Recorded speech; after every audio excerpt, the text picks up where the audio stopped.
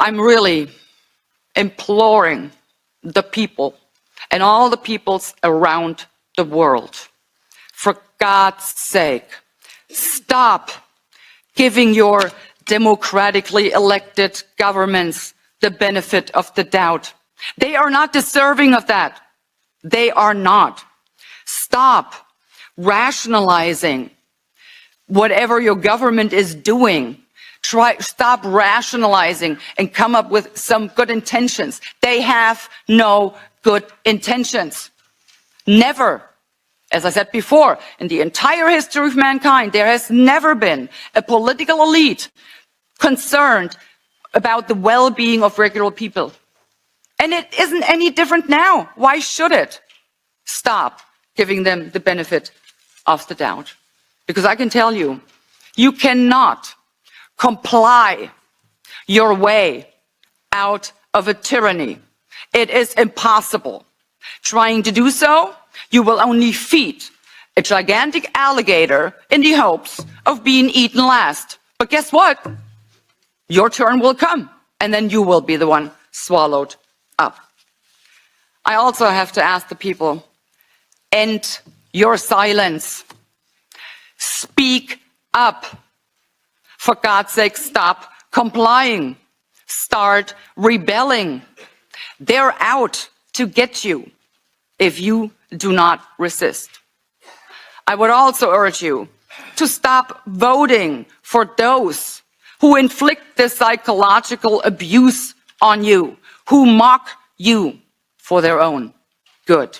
In order to deal with this unfree world, to defy this unfree world, I have decided to become so absolutely free that my very existence is an act of rebellion.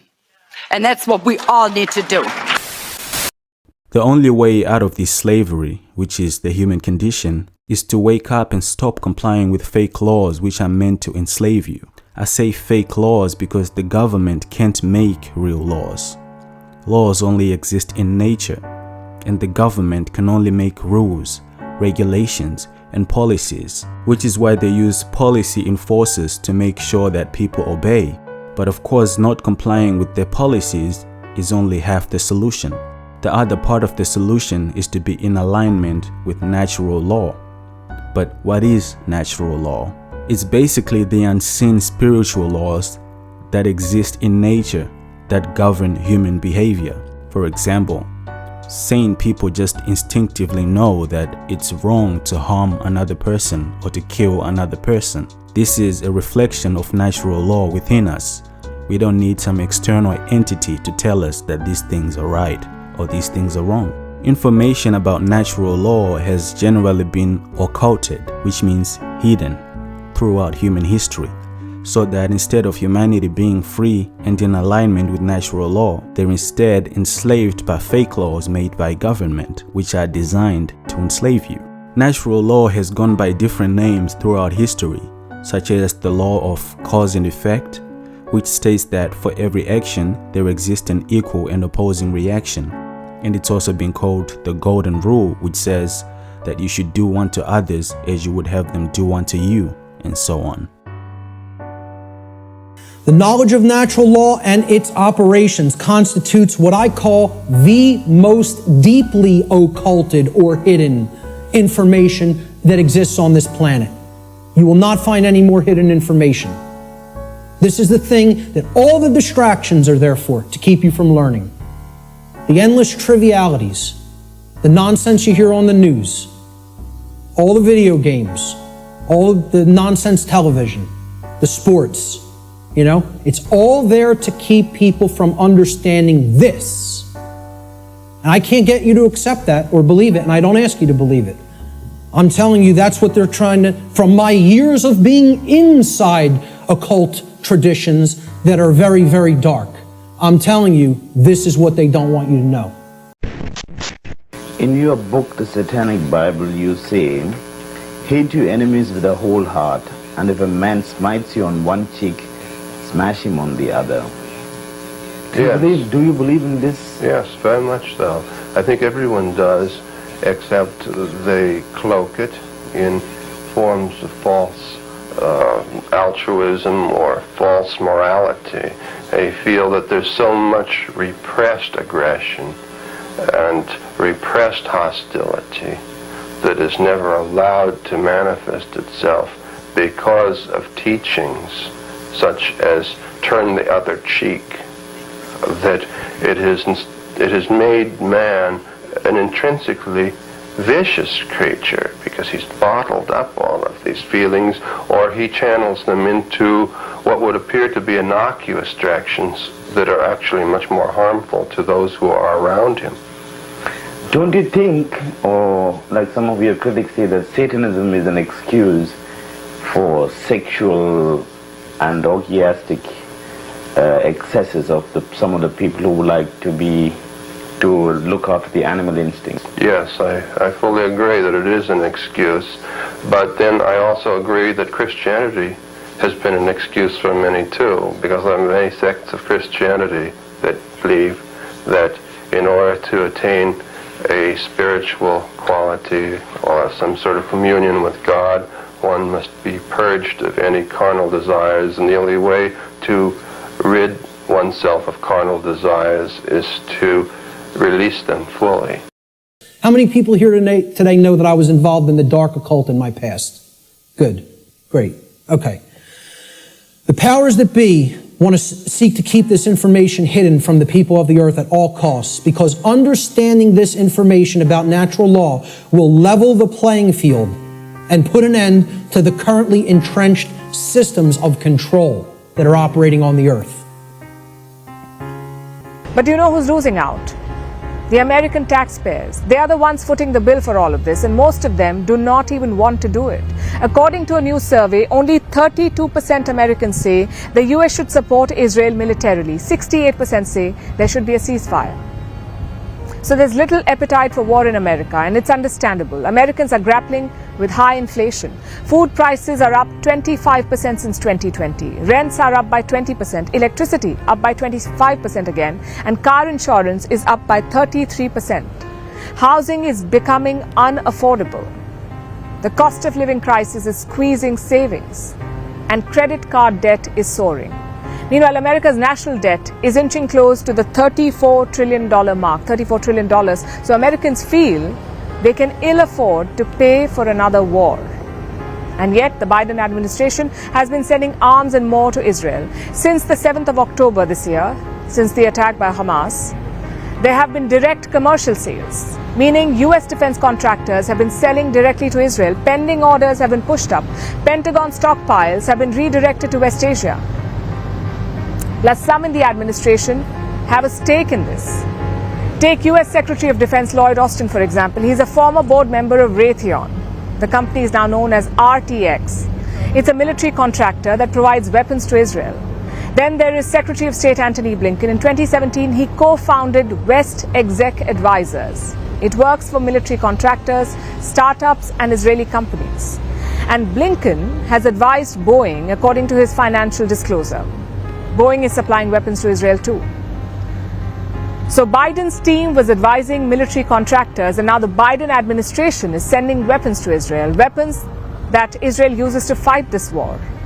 And funding all of this are US tax dollars, basically American citizens. Content to let evil run amok. All right?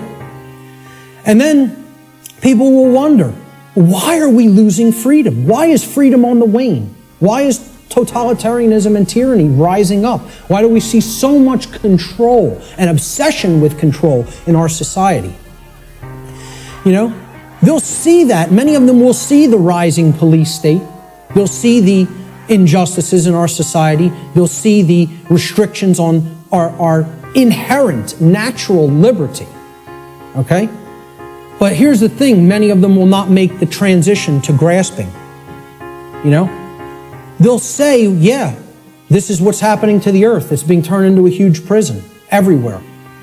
And at the most rapid pace right here in America. Okay? And they'll see this lock going on to the cage. But the question that they never get to, they don't even get to the question, let alone the answer, is why? They'll talk about the symptoms. They'll describe the prison. They'll describe every corner of the cage accurately in many cases. They can tell you exactly how it's working. They can tell you all the different aspects of the control system, but they can't tell you why it's actually going into place. Why is that happening?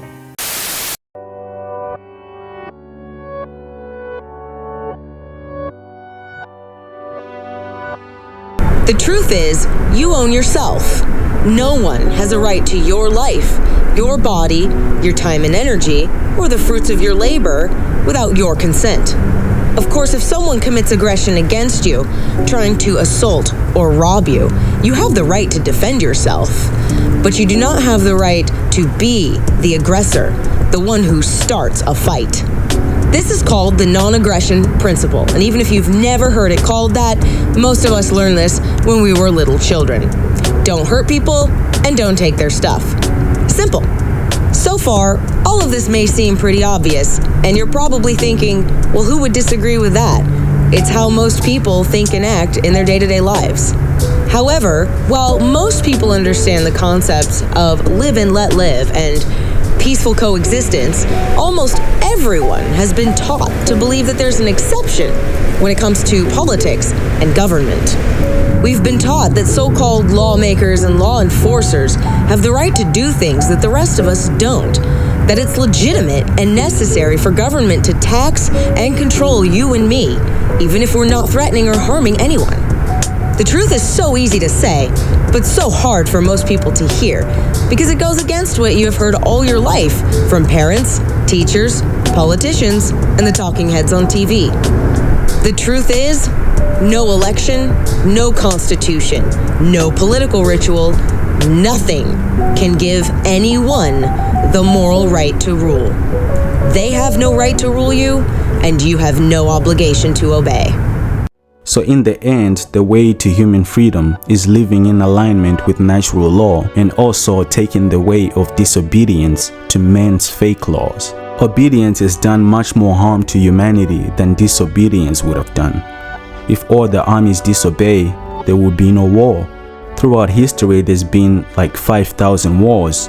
Humanity has been fighting continuously somewhere or other on the planet. Killing goes on. It continues as if this is the whole purpose of being here. And what are all these armies based on? Obedience. Obedience teaches you blindness. It teaches you unintelligence. It teaches you that you don't have any responsibility on your own. Just follow orders. But in some cases, the order is to kill people. Osho once said, obedience is not a virtue. In the name of obedience, more people have been killed, burned alive, and so on. But the key isn't to react and become disobedient. The key is to grow beyond the dualities of obedience and disobedience. You should have a bird's eye view of the whole situation, and according to your awareness, your consciousness, you should respond. Obedience has a simplicity to it. Disobedience needs a little higher order of intelligence. Any idiot can be obedient. In fact, only idiots can be obedient. The person of intelligence is bound to ask why. Why am I supposed to do it? The way to freedom is anarchy, and not the anarchy we've been conditioned to imagine when we hear that word. When most people hear anarchy, they think of chaos and disorder. But true anarchy is freedom. And like I said, the word anarchy comes from a Greek word an, which means no, and archy comes from archon, which means masters. So anarchy simply means no masters and no slaves, which is what freedom is.